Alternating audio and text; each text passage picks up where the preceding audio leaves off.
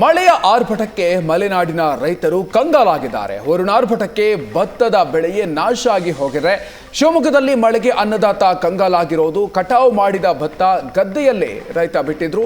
ಗದ್ದೆಯಲ್ಲಿರುವಂತಹ ಭತ್ತ ಮೊಳಕೆ ಒಡೆದು ಚಿಗುರು ಬಂದಿದೆ. ಸಾಲ ಮಾಡಿ ಬೆಳೆದಂತಹ ಭತ್ತ ಸಂಪೂರ್ಣವಾಗಿ ನಾಶ ಆಗಿದೆ. 60 ಕ್ವಿಂಟಾಲ್ ಫಸಲಿನ ನಿರೀಕ್ಷೆಯಲ್ಲಿದ್ರು ರೈತ ಗಣೇಶಪ್ಪ. ಭತ್ತ ಕಟಾವು ಮಾಡ್ತಾ ಇದ್ದಂತೆ ಮಳೆ ಸುರಿತಾ ಇರುವ ಕಾರಣ ಈ ರೀತಿಯಾಗಿ ಸಾಕಷ್ಟು ದೊಡ್ಡ ಪ್ರಮಾಣದಲ್ಲಿ ನಷ್ಟ ಆಗಿದೆ. ಸರ್ಕಾರ ನೆರವಿಗೆ ಬರೋದಕ್ಕೆ ಅನ್ನದಾತ ಮನವಿಯನ್ನ ಮಾಡಿದ್ದಾರೆ. ದೃಶ್ಯಗಳನ್ನು ನೀವು ಗಮನಿಸಬಹುದು. ಉತ್ತಮ ಇಳುವರಿಯ ನಿರೀಕ್ಷೆಯಲ್ಲಿದ್ರು. ಆದರೆ ಅಂತ ಸಂದರ್ಭದಲ್ಲೇ ಮಳೆ ಆಗಿರೋದ್ರಿಂದಾಗಿ ಅಕಾಲಿಕವಾಗಿ ಭಾರೀ ಪ್ರಮಾಣದಲ್ಲಿ ಮಳೆ ಸುರಿದಿರೋದ್ರಿಂದಾಗಿ ಈ ರೀತಿಯಾಗಿ ನಷ್ಟ ಉಂಟಾಗಿದೆ. ಗದ್ದೆಯಲ್ಲಿರುವಂತಹ ಭತ್ತ ಮೊಳಕೆ ಒಡೆದು ದೊಡ್ಡ ಪ್ರಮಾಣದಲ್ಲಿ ನಷ್ಟ ಆಗಿದೆ. ಹೀಗಾಗಿ ಸರ್ಕಾರ ನೆರವಿಗೆ ಬರಬೇಕು ಅಂತ ರೈತ ಮನವಿಯನ್ನು ಮಾಡಿಕೊಳ್ತಾ ಇದ್ದಾರೆ. ಮುಂಗಾರು ಮಳೆ ಆರ್ಭಟಕ್ಕೆ ಮಲೆನಾಡಿನ ರೈತಾಪಿ ವರ್ಗ ಕಂಗಾಲಾಗಿ ಹೋಗಿದೆ. ತಾನು ಬೆಳೆದ ಬೆಳೆ ಕೈಗೆ ಸಿಗ್ತಾ ಇಲ್ಲ, ಫಸಲು ಹಾಳಾಗ್ತಿದೆ ಎಂಬ ನೋವು ಅವನನ್ನು ಕಾಡ್ತಾ ಇದೆ. ನಾನೀಗ ಶಿವಮೊಗ್ಗ ತಾಲೂಕಿನ ಪುರದಾಳ ಗ್ರಾಮದಲ್ಲಿದ್ದೀನಿ. ಈ ಗ್ರಾಮದಲ್ಲಿ ನೀವು ನೋಡ್ಬೋದು, ನನ್ನ ಹಿಂದೆ ಸಾಕಷ್ಟು ಮಳೆ ಬರ್ತಾ ಇದೆ. ಈ ಮಳೆ ಬರ್ತಾ ಇರೋ ಸನ್ನಿವೇಶ ಕೂಡ ಕಾಣಿಸ್ತಾ ಇದೆ.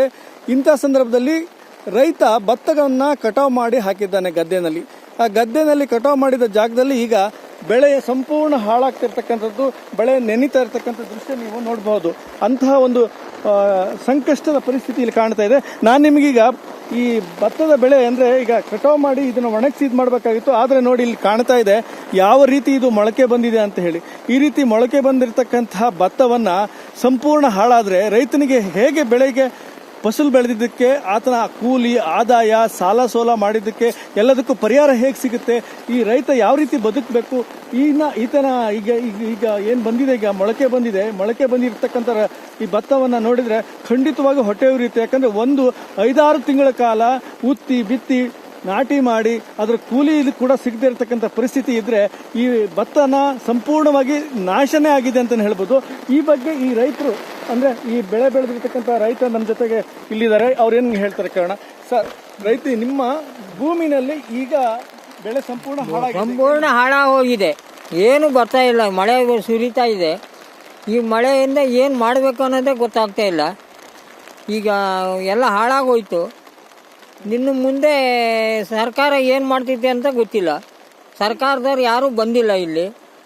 ಸರ್ಕಾರದ ಒಬ್ಬ ಅಧಿಕಾರಿಗಳು ಪುರದಾಳಿಂದಲ್ಲಿ ಏನು ಹಾಳಾಗಿದೆ, ಏನು ಮಾಡಿದ್ದಾರೆ, ಏನು ಜನ ಇದು ಮಾಡ್ತಿದ್ದಾರೆ ಅಂತ ಯಾರಿಗೂ ಕೇಳೋಕ್ಕೆ ಬಂದೇ ಇಲ್ಲ. ಅವರು ಪುರದಾಳ ಊರಿಗೆ ಅಧಿಕಾರಿಗಳು ಬಂದಿಲ್ಲ. ಪಂಚಾಯತಿ ಇಲ್ಲೇ ಇದೆ.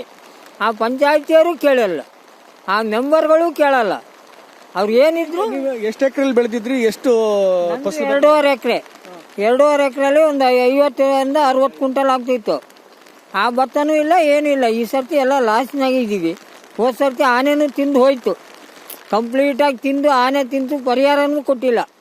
ಸರ್ಕಾರದವರು ಈ ಫಾರೆಸ್ಟ್ ಡಿಪಾರ್ಟ್ಮೆಂಟ್ನವ್ರು ಕೇಳಿದರೆ ನೀವು ಅರಣ್ಯ ಮಾಡಿದ್ದೀರಿ ಅಂತಾರೆ. ಖಾತೆ ಜಮೀನಲ್ಲಿ ಮಾಡಿದ್ರು ಅದನ್ನ ಯಾರು ಕೇಳೋರೇ ದಿಕ್ಕಿಲ್ಲ ಅಂತ ಕಾಲ ಬಂದಿದೆ ಈಗ. ಆ ಅಧಿಕಾರಿಗಳು ಹೇಳಿದ್ದೇ ನಾಟಕ ಆಗ್ಬಿಡ್ತೈತಿ. ರೈತರು ಮಾತೇ ಕೇಳ್ತಾ ಇಲ್ಲ. ಈಗ ಭತ್ತಕ್ಕೆ ನೀವು ಕಟಾವು ಮಾಡಿದ್ರೆ ಮೊಳಕೆ ಬಂದಿದೆ. ಮೊಳಕೆ ಬಂದಿರೋ ಭತ್ತನ ಏನಾದ್ರು ಬಳಸಕ್ಕಾಗತ್ತಾ? ಅದು ಈ ಬಿಸಿಲು ಬಂದ್ರೆ ಮಾತ್ರ ಮಾಡ್ಬೋದು. ಒಂದು 1/4% ತೆಗಿಬೋದು. 50 ಚೀಲದಾಗ ಒಂದು 15-20 ಚೀಲ ಭತ್ತ ತೆಗಿಬೋದು 50 ಕ್ವಿಂಟಾಲಲ್ಲಿ. ಅದು ತೆಗಿಯೋಕ್ಕೆ ಕಷ್ಟ ಐತೆ. ಮಳೆ ಜೋರಾಗಿ ಬರ್ತಾನೆ ಐತಿ. ಹೋದ ಸೋಮವಾರದಿಂದ ಹಿಡಿದಿದ್ದ ಮಳೆ ಬಿಟ್ಟೇ ಇಲ್ಲ. ಹಗಲು ರಾತ್ರಿ ಹೊಡಿತಾನೆ ಇದೆ. ಕಟಾವು ಮಾಡಿ ಹೊರೆ ಕಟ್ಟಬೇಕು ಅನ್ನೋಷ್ಟೊತ್ತಿಗೆ ಮಳೆ ಹಿಡಿದಿದ್ದೆ ಬಿಟ್ಟೇ ಇಲ್ಲ. ಈಗ ಭತ್ತದ ಬೆಳೆ ಬೆಳೆಯೋದಕ್ಕೆ ಏನಾರ ಸಾಲ ಮಾಡ್ಕೊಂಡಿದ್ದೀರಾ? ಕೈ ಸಾಲ ಮಾಡ್ಕೊಂಡಿದ್ವಿ. ಭತ್ತ ಮಂಡಕ್ಕಿ ಅವ್ರಿಗೆ ಕೊಡ್ತಿದ್ವಿ. ಆ ಮಂಡಕ್ಕಿಯವ್ರು ಸಾಲ ದುಡ್ಡು ಅಡ್ವಾನ್ಸ್ ಕೊಟ್ಟು ಅವರು ಆಮೇಲೆ ಬೆಳೆ ಕೊಟ್ಟು ಬೆಳೆ ಬೆಳೆದ್ಮೇಲೆ ಅವ್ರು ಭತ್ತ ತೊಗೊಟ್ರೆ ದುಡ್ಡು ಮುರ್ಕೊಳೋರು. ಈ ಸರ್ತಿ ಅವರಿಗೂ ಇಲ್ಲ, ಲಾಸ್ ಮಾಡ್ಕೊಂಡು ಇದ್ದೀವಿ. ಅವ್ರಿಗೆ ಮುಂದಿನ ಸರ್ತಿ ಬೆಳೆದು ಕೊಡ್ಬೇಕು ಅವರಿಗೆ. ಅದು ಆನೆ ತಿನ್ಕೋದ್ರೆ ಅದೂ ಇಲ್ಲ. ಭಾರಿ ಕಷ್ಟ. ಮಲೆನಾಡಿನ ಪುರದಾಳ ಗ್ರಾಮದಲ್ಲಿ ಒಂದು ಕಡೆ ಆನೆ ಕಾಟ, ಇನ್ನೊಂದು ಕಡೆ ಮಳೆಯ ಕಾಟ. ಈ ರೀತಿ ಮಳೆ ಮತ್ತು ಆನೆಯ ಕಾಟದಲ್ಲಿ ರೈತರು ಕಂಗಾಲಾಗಿ ಹೋಗಿದ್ದಾರೆ. ಬೆಳೆದ ಭತ್ತ ಕೈಗೆ ಬರ್ತಾ ಇಲ್ಲ, ಬಂದಿರತಕ್ಕಂಥ ಫಸಲು ನಷ್ಟ ಅನುಭವಿಸ್ತಾ ಇದ್ವಿ. ಸಾಲಗಾರರಿಗೆ ಏನು ಹೇಳೋದು ಅನ್ನೋದು ಕೂಡ ಗೊತ್ತಾಗದೆ, ಸರ್ಕಾರದ ಪರಿಹಾರ ಕೂಡ ಸಿಗದೆ ಒಂದು ರೀತಿಯ ಜೀವನ ಅನ್ನೋದು ಜಿಗುಪ್ಸೆ ಬರುವ ರೀತಿಯಲ್ಲಿ ಆಗೋಗಿದೆ ಅಂತ ಹೇಳಿ ಇಲ್ಲಿ ರೈತರು ಹೇಳ್ತಾ ಇದ್ದಾರೆ. ಶಿವಮೊಗ್ಗದ ಪುರದಾಳ್ ಗ್ರಾಮದಿಂದ ಕ್ಯಾಮರಾ ಪರ್ಸನ್ ಅತಿಕ್ ಜೊತೆ ರಾಜೇಶ್ ಕಾಮತ್, ಏಷ್ಯಾನೆಟ್ ಸುವರ್ಣ ನ್ಯೂಸ್.